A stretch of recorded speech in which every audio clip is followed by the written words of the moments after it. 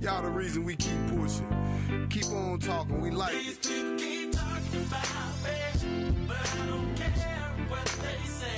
These people keep talking about me, but I don't care what they say. They talking about, they hating on me, they wanna see me fall. These people keep talking about me, but I don't care what they say. Okay, Paso, Mufaso, and welcome. You are on Project Expertise, where I'm the project.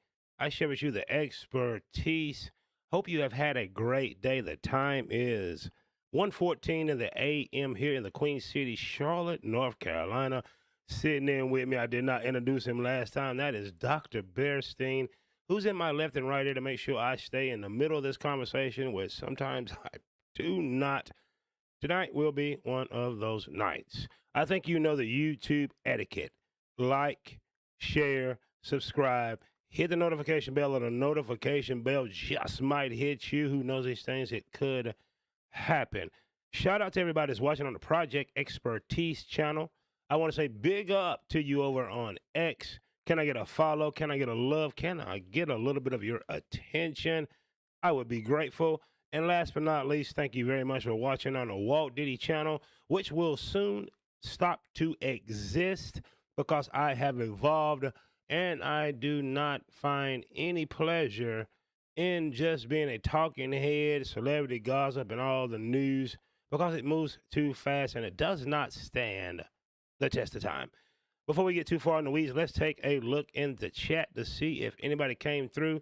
And as always, shout out to the Screen Bot. But most importantly, shout out to Carlton. Carlito is in the house. He says, salute Walt Diddy. I say salute to you, kind sir, for stopping by. I really, really appreciate it. I would appreciate a like, share, and subscribe, which is hard to get. Let me tell you about like, shares, and subscribe. Before we get started, how about an opening rant? The opening rant is if you're a content creator waiting on likes, shares, and subscribing for you to be your best, for you to put out content, you will have a long wait. I'm going to say that one more time. If you're not a huge YouTuber, the chances of people liking, sharing, and or subscribing is not too high until you make it. That's just the name of the game. That is where we live. But I can tell you from personal experience, do not let it stop you. Continue to build the momentum. Here's why most people won't like. They will sneak watch. They won't hit the like button. It's free. Not that they don't like it. It's because they don't want to see you move up too fast. Most people want to have input. Most people want to have a say. Most people want to have the leverage over to you. I helped you get to where you are. Now, even if you're a bigger YouTuber, people sharing is slim to none. They will come in your comment section. They will cheer. They will blah, blah, blah. But simply just hitting the share button to their social media pages, hard to come by. Now, we both know that they share a lot of garbage. They share Cardi B. They share gossip. They share bad news. They share Donald Trump, what he's doing, whether they like or dislike him. They share stupid videos. They share AI videos. But to share for you means other people may like what you're doing and they give up a little bit of control.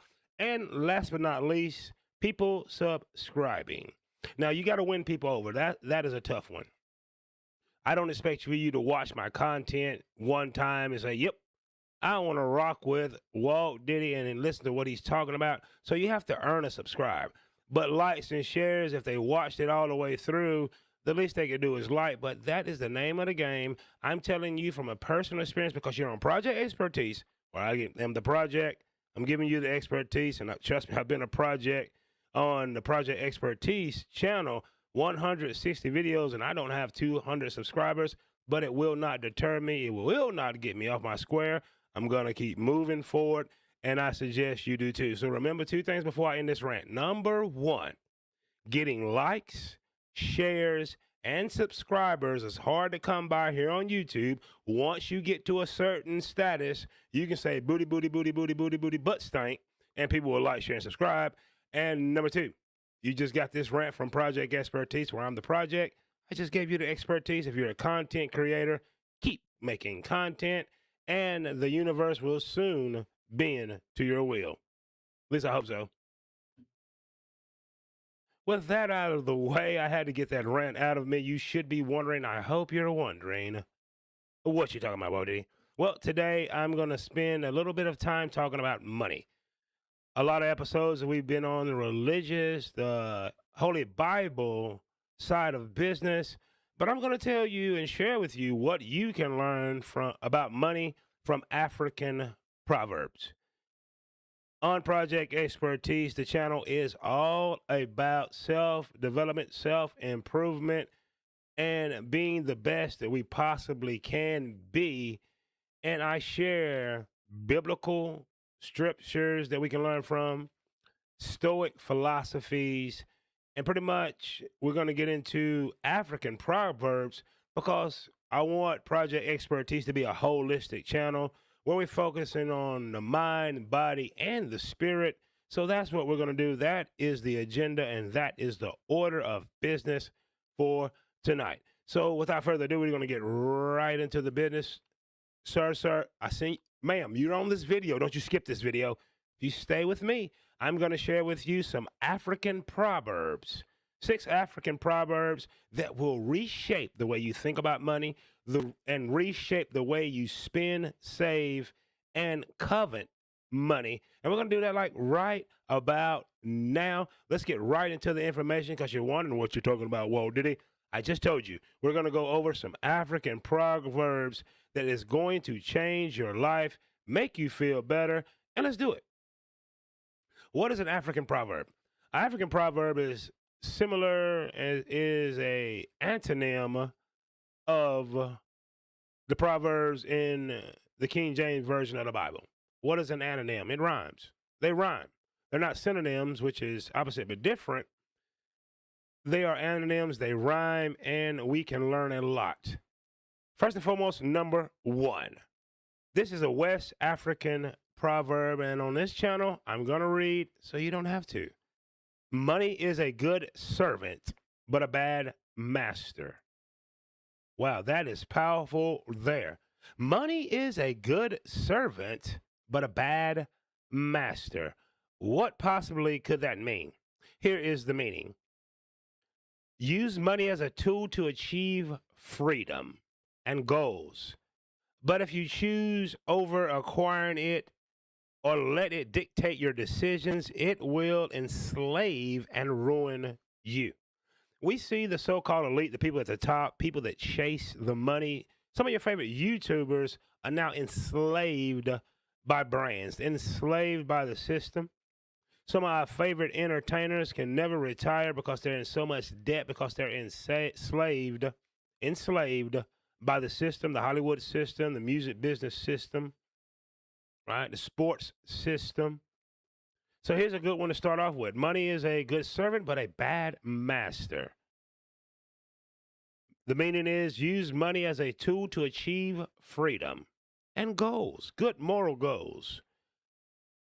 But if you obsess over acquiring it or let it dictate your decisions, it will enslave and ruin you. Money is a wonderful thing. Money can be used to help families, build civilizations, heal the body, the mind. Money can be used to bring people out of poverty. Money can be used to give hope.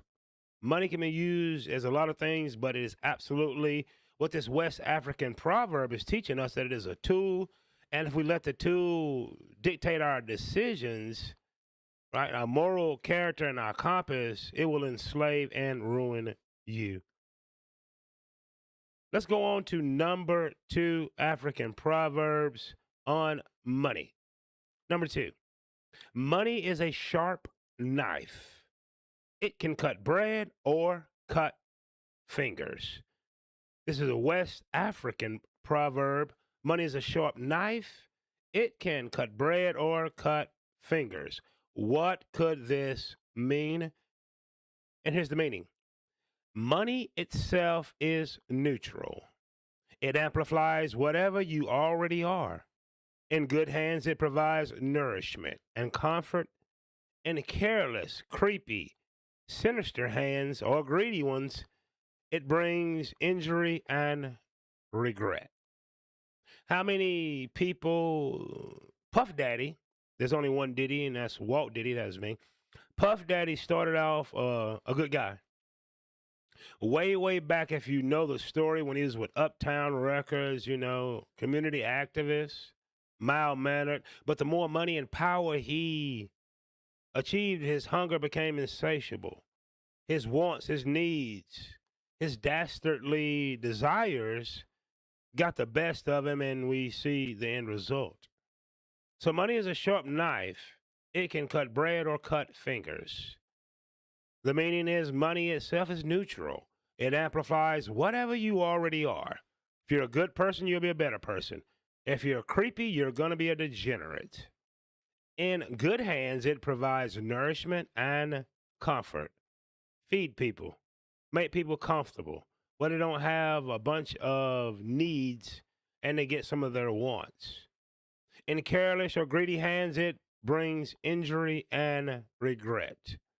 We can only look to mobsters. We can look to the D boys. It brings injury to those that's caught up in their battles and their wars, and it brings regret when they go do 20 to life. Moving on to proverb number 3 on our list, ladies and gentlemen. If you're enjoying this, like, share, subscribe, hit that notification bell. I would appreciate it. And subscribe to Project Expertise. Proverb number 3.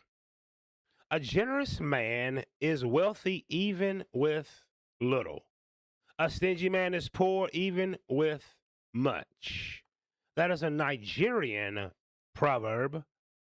And let's see what the good Nigerian people meant by it. Here's the meaning. Wealth is not a number. In a bank account, it is a state of mind, a state of heart. That's powerful in itself. Wealth is not a number in a bank account. It is a state of the heart, the mind. Generosity creates abundance and goodwill.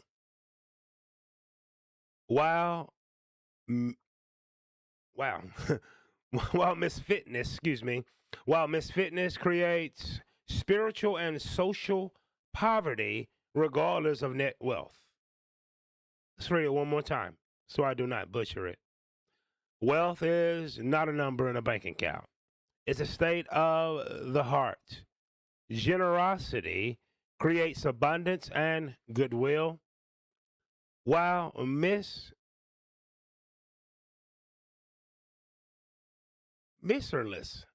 I'm about to look that up. While misusing money creates spiritual and social poverty regardless of net worth. Elon Musk, he's creating more misery and poverty around the world than he's bringing abundance and goodwill. His data centers, his pollution from his billion-dollar endeavors, is it really bringing jobs? Is it bringing abundance? Is it bringing goodwill? Or is it bringing pollution, sickness, and more poverty? These are the things that we can learn from these African proverbs. Moving on to number 4. Number 4 on our list of African proverbs about money is, do not look at the wealthy man's barn. Look at his fields.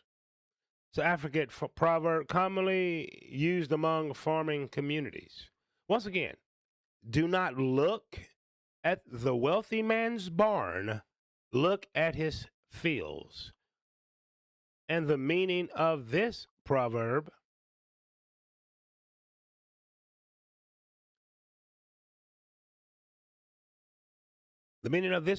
is don't envy final results, the stored grain or the money. Study the source, his daily labor, his planning methods, his discipline. True wealth is in the process, not the outcome. Do not look at the wealthy man's barn. Look at his fields. Look how they grew. Which brings me back to the opening rant that I made. Once my channel is 50,000, 100,000 subscribers, the likes, shares, and subscribers take care of themselves then. Most people want a finished product. They care nothing about the process, the struggles, the setbacks. They just want to get to the finish line without having to run the race. That's what we do when we look at other people and envy them. That's what you're doing when you are looking at some celebrity's net worth. Are you looking back to study the labor, right? Did you study the source? Did you study the daily habits, the planning methods, the discipline that it took to get there? And then true wealth is a process, not just the outcome. People wanted to be Kobe Bryant so bad, LeBron James, even the ones that that hate on him. But are you looking at the work ethic, the running of the sprints, in the gym shooting 10,000 shots, the twisted ankles, the sprains, coming back from injury? That's why they achieved the greatness. So what we can learn from this about money is not to look at millionaires and just see the final product, the finished product, the ooh, the ah. If you'd like to achieve that for yourself, you got to go back and look at the process. You got to look at the labor, the discipline that it takes. All right. For me to grow my channel here at Project Expertise, that's exactly what I'm doing. I'm studying others, the discipline, right? Changing up the set. This is last week. You'll see me here. Got the set done on the other side, dressing for the occasion, just doing a little upgrades and hard work and labor in the process. So when the reward does come, I can look back and say, wow, that's what it took for me to get here.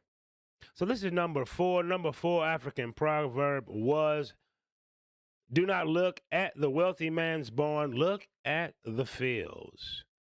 Number 5. Number 5 African proverb. Money is a good servant and that was number 1. Sorry about that. Let's not move too far ahead of ourselves here. I apologize, ladies and gentlemen. Here is the next one. Money cannot heal the heart, but it can buy the medicine for the body.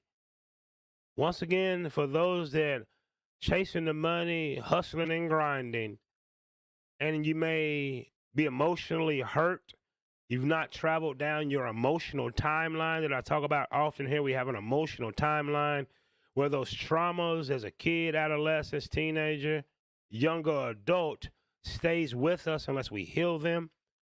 This African proverb is teaching us that money cannot heal the heart. Money cannot heal the mind, but it can buy the medicines for the body. What would be the meaning behind said proverb? You may have figured it out. I'm going to read so you don't have to. Here's the meaning. Money has clear limits.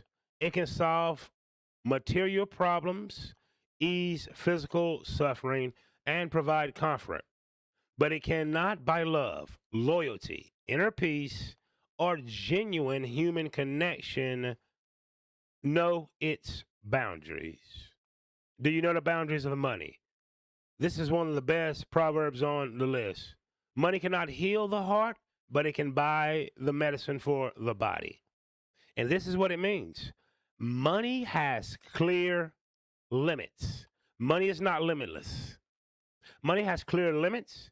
It can solve material problems in the material world. All right, superficial things. It can ease suffering. Someone that is starving, money can buy them food. Someone is in pain, money can buy pain medicine. Someone has a broken arm, money can buy the care needed to mend that broken bone. It can provide comfort. You're suffering during a hot summer, money can buy you an air conditioning unit. You are on the side of the road because you ran out of gas. I can give you money to buy gasoline to put in the car so you can get where you need to go. But money cannot buy love. It never has and never will. Money will not buy you loyalty. It never has, it never will. Money cannot buy you inner peace, self-esteem, how you really feel about yourself when you look in the mirror. We think in secret. All the money in the world cannot have someone else read your mind and your thoughts. You know how you feel about yourself. So money will not buy inner peace, and it will not buy you genuine human connection. It will rent you some friends, but money will not buy you genuine human connection. And the last warning is, know its boundaries. Know the boundaries of money and what it can and cannot do. Money is meant to circulate. That's why we call it currency. But money is not limitless. And our last proverb that we're going to share, number 6, and very, very important. Riches are like morsels of meat. They attract flies. This is another African proverb. And the meaning behind this proverb is, the moment people know you have money, you will attract hanger-ons, flatterers, and people with ulterior motives. This proverb is a caution to be discreet about your wealth and careful about who you trust. We always need to be careful about who we let in our circle. But once the world, once your family, once everyone knows he or she got it like that, you will attract hanger-ons. People that just want to hang on to you, tether to you, be around you for you to spend and take care of them without adding zero ROI. You will not get return on the investment. You will get deceit. You will get a lot of things just so you can spend and for them to hang around you. You're going to get people that flatter you, that won't tell you the truth that, hey, man, that's a bad idea. You already got 3 cars. Why do you need another? You're not going to get there. You will get yes men, yes women, and everyone in between. You will also attract people with ulterior motives, waiting for you to have your weak moments, waiting for you to do something they can blackmail you, sue you, some way to get to the money that you've earned through your labor, through discipline, through planning, through the process. And the final warning, this proverb is a caution to be discreet about your wealth and be careful about whom you trust. So there you have it, ladies and gentlemen. I just shared with you 6, that's right, 6 African proverbs that should help you rethink money. Money is not limitless. We should not look at someone being a final product, having a lot of abundance, that being money, and overlook the process. Not inquire on how you got it, the struggles, the setbacks, the pain, the sleepless nights, the rejection, and everything that may have came with earning some money. We know that money cannot heal a broken heart. Money is not limitless. We can do a lot of things but money has its limits. We also learned that money is a better slave than master, meaning if money runs your life, money runs your thinking, money is your overall thought process and theme of life, it will sooner or later, probably sooner, corrupt you. Power corrupts, and absolute power corrupts absolutely. Something to think about. So that's what I learned from these African proverbs. Helps me reshape my thinking. Me being a minimalist, you give me $1 million, it's going to last me a long time because I'm starting to consciously worry about my needs and every once in a while take care of a want. If I want a new shirt or a vacation, I save for it and I earn it. I'll set a goal, whether it's fitness, whether it's achieving something on one of my channels, studying something new. And if I complete the task within a set time frame, I'll reward myself. So my wants are rewards for labor, discipline, and doing the right thing. Moral will shake up your moral compass if you're not careful.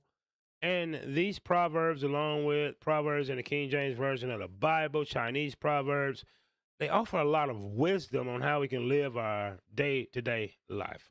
So remember these 2 things before I end this. Number 1, I just shared with you 6 African proverbs that hopefully helps you reshape money, lets you know that money is not limitless, that we should look at the process, the labor, and the discipline. We should use money as a tool, as servants to go out, do something good, and bring us back, multiplication.